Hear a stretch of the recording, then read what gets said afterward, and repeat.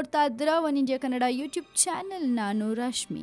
ಇಷ್ಟು ದಿನ BSY ಸಿದ್ದರಾಮಯ್ಯ ನಡುವೆ ಬೇಕಾದಷ್ಟು ಯುದ್ಧ ನಡೆಯಿತು. ಇನ್ನು ಇದೀಗ BSY ಮತ್ತೆ ಕುಮಾರಸ್ವಾಮಿ ಅವರ ಮಧ್ಯ ಯುದ್ಧ ನಡೀತಾ ಇದೆ. ಅದು ಯಾವ ರೀಸನ್ಗೆ? BSY ಕುಮಾರಸ್ವಾಮಿ ಅವರ ವಿರುದ್ಧ ಇನ್ಕಮ್ ಟ್ಯಾಕ್ಸ್ ಗೆ ಕಂಪ್ಲೇಂಟ್ ಕೊಟ್ಟಿದ್ದಾರೆ. ಆದರೆ ಈ ಕಂಪ್ಲೇಂಟ್ ಅನ್ನ ಕುಮಾರಸ್ವಾಮಿ ಅವರು ನಿರಾಕರಿಸ್ತಾರೆ. ಇದು BSY ಅವರ ಪ್ರೀ ಪ್ಲಾನ್. ಈ ಕಂಪ್ಲೇಂಟ್ ಎಲ್ಲ ಸುಳ್ಳು ಅಂತ ಕುಮಾರಣ್ಣ ಹೇಳ್ತಾರೆ. ಇನ್ನು ಇದೇ ವಿಷಯಕ್ಕೆ ಇದೀಗ ಕುಮಾರಸ್ವಾಮಿ ಅವರು BSY ಗೆ ಚಾಲೆಂಜ್ ಹಾಕಿದ್ದಾರೆ. ಅದರ ಒಂದು ಸ್ಮಾಲ್ ಡೀಟೇಲ್ ಹೇಳ್ತೀನಿ ಕೇಳಿ. ಮಾಜಿ ಮುಖ್ಯಮಂತ್ರಿಗಳಾದ HD ಕುಮಾರಸ್ವಾಮಿ ಹಾಗೂ BS ಯಡಿಯೂರಪ್ಪ ಪರಸ್ಪರರು ಸವಾಲ್ಗಳನ್ನ ಹಾಕೊಳ್ಳೋದು ಹೊಸದಲ್ಲ. ಈ ಬಾರಿ ಮತ್ತೊಂದ್ಸಲ ಕುಮಾರಸ್ವಾಮಿ ತೊಡೆ ತಟ್ಟಿದ್ದಾರೆ. ಯಡಿಯೂರಪ್ಪ ಅವ್ರಿಗೆ ತಾಕತ್ತಿದ್ರೆ ನನ್ನ ಎದುರು ಬಂದು ಚರ್ಚೆ ಮಾಡ್ಲಿ ಅಂತ ಗುರುವಾರ ಪಂಥಾಹ್ವಾನ ನೀಡಿದ್ದಾರೆ. ಆದಿಚುಂಚನಗಿರಿಯಲ್ಲಿ ಅಮಾವಾಸ್ಯೆ ನಿಮಿತ್ತ ಕಾಲಭೈರವೇಶ್ವರ ಸ್ವಾಮಿಗೆ ಪೂಜೆ ಮಾಡಿಸಿದ ನಂತರ ಮಾಧ್ಯಮದವರ ಜೊತೆ ಮಾತನಾಡಿದ ಅವರು, ನಾನು ಮುಖ್ಯಮಂತ್ರಿಯಾಗಿ ಮಾಡಿದ ಕೆಲಸಗಳ ಬಗ್ಗೆ ಟೀಕಿಸೋದಕ್ಕೆ ಯಾರಿಗೂ ಹಕ್ಕಿಲ್ಲ. ಇನ್ನು ನಮ್ಮ ಕುಟುಂಬದ ವಿರುದ್ಧ ಆದಾಯ ತೆರಿಗೆ ಇಲಾಖೆಗೆ ದೂರು ನೀಡಿದ ವೆಂಕಟೇಶ್ ಗೌಡ ಹಿಂದೆ